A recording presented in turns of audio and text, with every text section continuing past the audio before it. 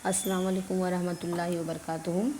7 standard, ख़ास करके सी division, B और डी में तो हमारा अल्हम्दुलिल्लाह पोर्शन भी हो गया है, रिवीजन भी हम दे चुके हैं बेटा।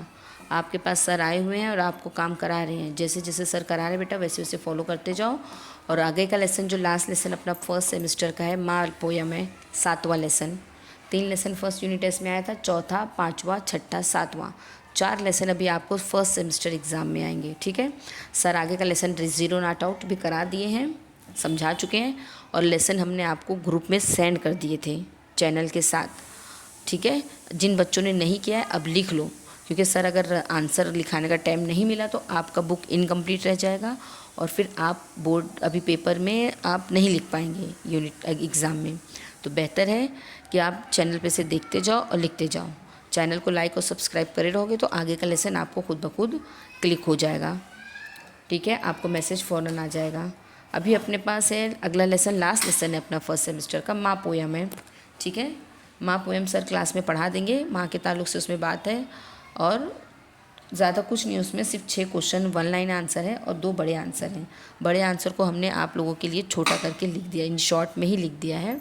और उसके बाद है पिंक कलर का, येलो कलर का, देखो सामने मैच द कॉलम है। क्वेश्चन आंसर का पेज ओपन करोगे ना, सामने येलो कलर का मैच द कॉलम है, वो मैच द कॉलम आप करोगे। ठीक है, नहीं आएगा तो सर से क्लास में पूछना, सर इतनी हेल्प ज़रूर आपकी करेंगे।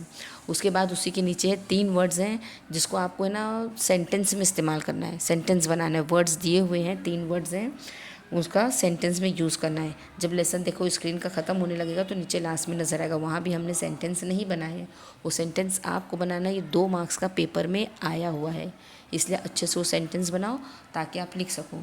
6 क्वेश्चन स्क्रीन पे नज़र आ रहे हैं, फटाफट हम पढ़ते जाएंगे, चेक करते जाओ। पहला क्वेश्चन है, हसरत जयपुरी कहाँ पैदा हुए थे? हसरत जयपुरी राजस्थान में पैदा हुए थे। दूसरा सवाल है, हसरत जयपुरी मुंबई क्यों आए? हसरत जयपुरी मुंबई रोज़गार की तलाश में आए। तीसरा है, हम पर माँ का सबसे बड़ा एहसान क्या है? जवाब आएगा, माँ ने हमें जन्म दिया, ये माँ का सबसे बड़ा एहसान है। माँ ने हमें किस तरह पाला? माँ ने हमें बड़ी तकलीफ़ें उठाकर पाला।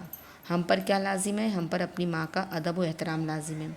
इंसान की जन्नत कहाँ है? इंसान की जन्नत माँ के कदमों तले है। उसके बाद स्क्रीनशॉट देखो, आंसर इन शॉर्ट नज़र आ रहा है। 2 ही छोटे छोटे आंसर हमने दिखाए हैं, आंसर बड़े थे लेकिन हमने आप लोगों के लिए छोटा कर दिए। इस नज़्म में माँ के कौन कौन से एहसानात के बयान किया गया है? तो माँ ने हमें जन्म दिया, तकलीफ़ उठाकर हमें पाला पोसा, और इन तमाम एहसानात का जिक्र किया गया है। 2 छोटे से जुमले लिखो। माँ के कदमों तले जन्नत से क्या मुराद है? माँ के कदमों तले जन्नत से मुराद है माँ का मर्तबा सब चीज़ों से बुलंद है। और उसकी जगह ये भी लिख सकते हो कि माँ के कदमों तले जन्नत से मुराद है माँ की खिदमत और फर्माबरदारी।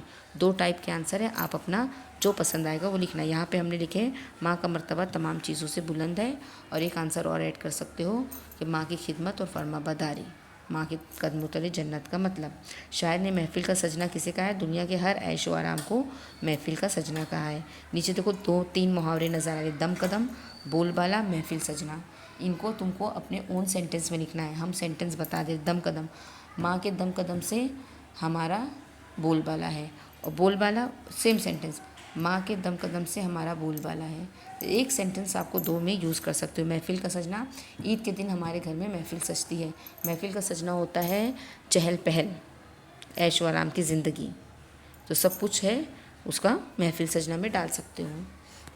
अभी आपकी ज़िम्मेदारी है क्वेश्चन आंसर को लिखना। अगर सर को क्लास में वक्त नहीं मिला बेटा तो आपको लिखना है, और अगर नहीं हो सका सर से, या नेट जिसके पास फ़ोन नहीं है वो भी नहीं लिख सका, तो सी डिवीज़न और डी डिवीज़न से जाके बुक ले ले और लेके लिख सकता है।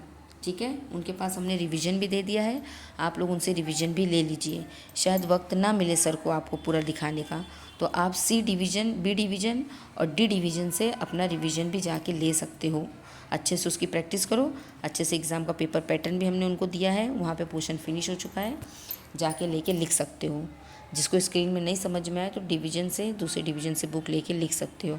अब बी और डी डिवीज़न वाले बच्चे, जिन लोगों ने अपनी कॉपी कंप्लीट नहीं की है, एब्सेंट था, वो यहाँ चैनल से देखकर अपनी कॉपी कंप्लीट करेगा, क्योंकि आपका ओरल शुरू होने वाला है। ओरल के मार्क्स आपको हम आपकी बुक पर ही देते हैं, ये आप लोगों को बहुत अच्छे से पता है। ठीक है, इसलिए बी केयरफुल और पूरा कंप्लीट करके लेसन रखो सेमेस्टर तक का।